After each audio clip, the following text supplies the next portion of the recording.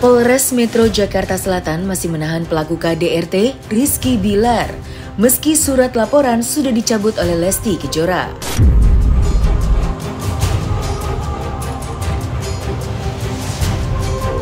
Sontak saja hal itu membuat Hotma Sitompul selaku kuasa hukum Rizky Bilar geram.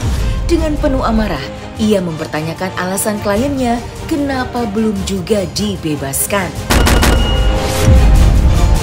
Ya, ditetapkan Rizky Bilar sebagai tersangka dan dipertontonkannya ke publik dengan menggunakan kaos tahanan berwarna orange membuat Hotma Sitompul naik pitam.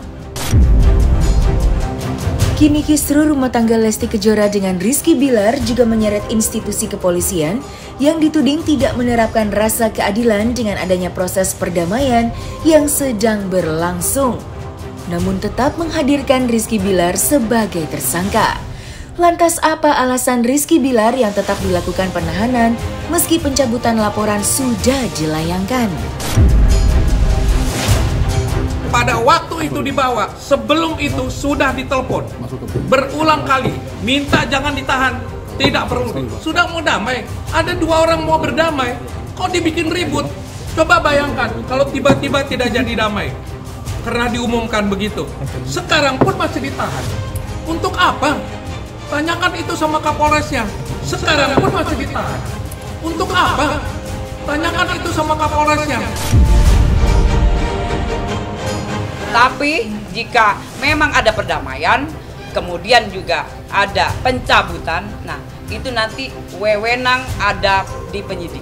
Kemudian kita juga mengacu dalam undang-undang KDRT. Saya tanya sama kalian, apakah dengan alasan proses orang ditahan terus? Semua orang udah berdamai, nangis-nangis pelapor minta didamaikan, tidak usah ditahan, masih diseret di sini diumumkan sama kalian. Saya mau berdebat sama Kapolres di sini. Tanyakan sama dia, kapan mau ngomong sama Hotma Sitompul di sini? Yang jelas kepolisian dalam hal ini merespon laporan masyarakat. Dan sekali lagi ya, ini bukan hanya karena saudari Lesti ini public figure, kita merespon dengan cepat. Tetapi kita setiap laporan masyarakat ini selalu responsif, ya, yang menandakan tindak kepolisian ini cepat merespon apa yang terjadi yang dirasakan bagi masyarakat. Kepolisian dalam ini Polda Metro Jaya secara umum dan juga Polres Metro Jakarta Selatan sesuai perintah Bapak Kapolda ini memberikan pelindungan ya kepada semua warganya ya, yang ada di Jakarta ini yang merasa mendapat perbuatan perlakuan kekerasan ataupun perbuatan pidana yang dilakukan oleh seseorang, termasuk KDRT ini. Kita sangat sayangkan sebenarnya ya, dan kita prihatin KDRT ini kan dilakukan ininya oleh orang terdekat ya, dalam hal ini contoh ya dilakukan oleh suami korban yang semestinya melakukan pelindungan ya kan, menyayangi dan melindungi istrinya, bukan malah sebaliknya ya. Telepon-telepon itu sudah dari siang, sebelum dibilang ditahan, sebelum diumumkan sudah dikatakan mau berdamai. Saya cuma mau bilang begini, dengan segala hormat, sekarang ini kan lagi terpuruk kepolisian dengan cerita-cerita yang belum tentu benar. Ini adalah satu kesempatan emas untuk memberitahu pada masyarakat bahwa polisi itu punya hati nurani. Bukannya tahan terus, besok lagi, besok lagi. Ini pun saya bicara begini kan bisa menjadi bahan nih. Tahan lagi 2 hari nanti. Kita lihat dikeluarin nggak besok. Dan kalau tidak dikeluarkan, apa dasarnya?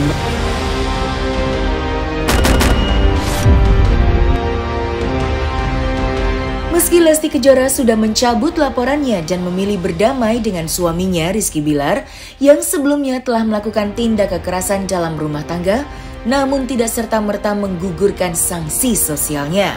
Mengingat saat kasus KDRT yang dilakukan oleh Rizky Bilar terhadap istrinya Lesti Kejora menyeruak ke permukaan dan menjadi pusat perhatian banyak orang, dengan tegas Komisi Penyiaran Indonesia atau KPI mengimbau lembaga penyiaran televisi dan radio tidak menayangkan Rizky Bilar. Imbauan KPI diamini oleh kalangan luas yang menaruh perhatian terhadap kekerasan dalam rumah tangga. Lantas, seperti apa nasib Rizky Bilar jika benar-benar keluar dari tahanan dan kembali menghirup udara bebas? Akankah ia tetap dilarang tampil di televisi dan radio? Yang utama adalah KDRT ini adalah kejahatan yang tidak bisa ditoleransi, melanggar hak asasi manusia, merendahkan martabat manusia, sehingga pelakunya tidak layak untuk kemudian kita berikan ruang-ruang yang cukup luas. Ketika nanti tampil di televisi, tampil di radio, dia akan diglorifikasi layaknya superhero yang bebas-bebas saja, padahal apa yang dilakukan ini menyakiti martabat manusia. Kami melihatnya ini adalah komitmen lembaga penyiaran yang sangat tinggi terhadap isu penghapusan kekerasan dalam rumah tangga. Kenapa ini penting disampaikan pesan ini kepada masyarakat, agar masyarakat tidak lagi ada keresahan bahwa pelaku KDRT masih diberikan ruang-ruang yang sangat luas untuk tampil di televisi dan di radio. Kami menyampaikan himbauan yang isinya adalah meminta lembaga penyiaran untuk tidak memberi ruang pada pelaku KDRT. Kalau kecewa sih ya kecewa ya Mas ya. Pokoknya doakan yang terbaik aja lah Mas. Jangan terlalu menggiring-giring opini. Ya kan, namanya berumah tangga ya pasti ada lah hal-hal yang kerikil kecil itu pasti ada lah gitu kan.